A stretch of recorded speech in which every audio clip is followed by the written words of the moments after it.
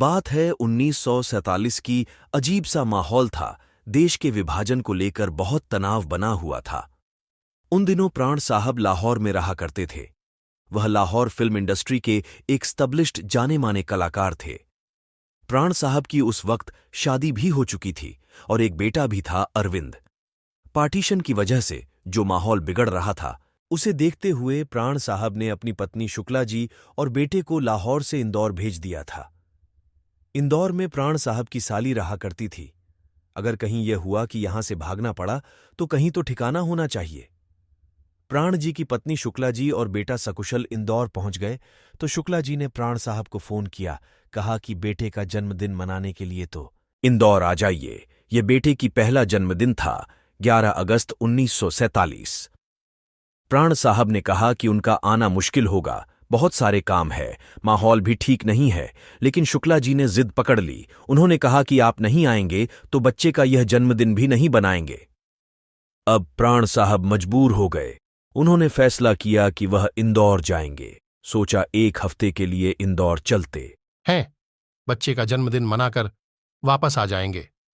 तो 1 हफ्ते की पैकिंग करने के बाद वह निकल गए इंदौर के लिए। 11 अगस्त को बच्चे का जन्मदिन धूमधाम से मनाया।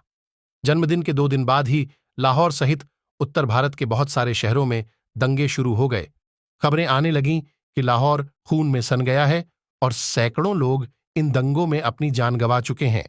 लाहौर में भारी तबाही हुई है। खबरें सुनकर प्राण ने अपने देवता मुरली वाले का स्मरण किया और हाथ जोड़े और कहा कि अगर बीवी इंदौर नहीं बुलाती और इतनी जिद नहीं करती तो वह शायद दंगों के चपेट में आ जाते और शायद जिंदा नहीं होते अपने बीवी और बच्चों को देखने के लिए। तो बीवी की जिद ने प्राण साहब को दिया नया प्राण दान। अब दूसरी बात, प्राण साहब मुंबई आए तो साथ में बहुत सारी उमंगें थीं, बहुत सारे सपने थे जो जल्दी ही टूटने लगे। लाहौर में वह नाम कमा चुके थे। वहां उन्होंने 20 फिल्में भी की थीं। उन्हें उम्मीद थी कि मुंबई में भी वैसा ही होगा, लेकिन ऐसा नहीं हुआ। प्राण साहब को मुंबई में पहला काम पाने के लिए 8 महीने तक संघर्ष करना पड़ा और यह संघर्ष बहुत कड़ा था। अपनी पत्नी शुक्ला जी और बेटे पप्पू के साथ प्राण साहब आ गए मुंबई। उन्होंने सबसे पहले अपना ठिकाना बनाया hotel Taj at gateway of India. इन दिनों होटल ताज में स्वीट का रेट हुआ करता था RS55 included breakfast and lunch dinner. उस टाइम पर 1947 में यह बहुत बड़ा अमाउंट था, वह भी ऐसे आदमी के लिए जिसके पास मुंबई में कोई काम भी नहीं है। प्राण साहब को जल्दी ही बात समझ में आ गई।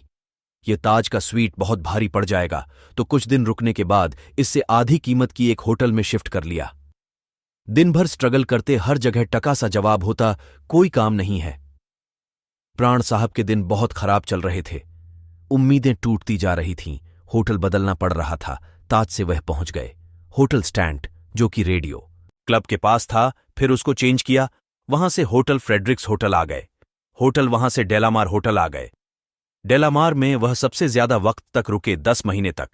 इस होटल तक आते आते कंडीशन इतनी खराब हो चुकी थी कि उन्होंने अपने बेटे को इंदौर में उसकी मासी के घर भेज दिया। लेकिन शुक्ला जी उनके साथ मुश्किल के इस दौर में सहारा बनी रहे, जो लगातार उन्हें हौसला देती रहती। होटल में रहते हुए प्राण साहब को हर हफ्ते होटल का बिल चुकाना पड़ता था। काम नहीं था और एक दिन हालात ऐसे हो गए कि पैसा भी खत्म हो गया पास का। बिल देना था पर पैसे नहीं थे। अब क्या करें? वापस लौटने के अलावा कोई रास्ता नहीं था।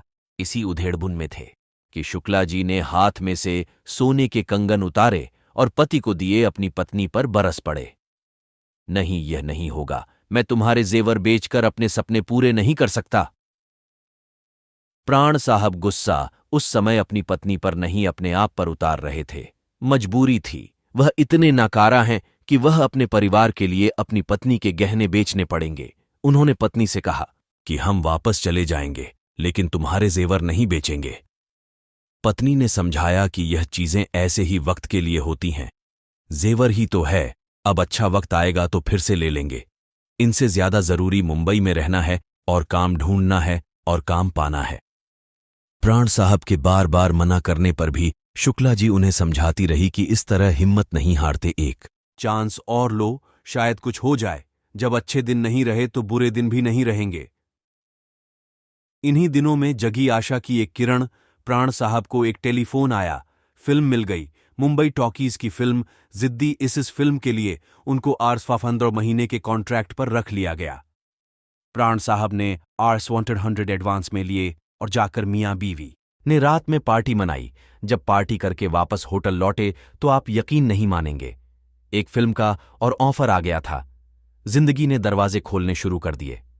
किस्मत के प्राण साहब को 4 दिनों के अंदर ही 4 फिल्में मिल गईं, जो संघर्षों से टूटकर वापस लाहौर जाना चाहते थे। उन्हें अपनी धर्मपत्नी शुक्ला जी ने फिर से नया प्राण दान दिया।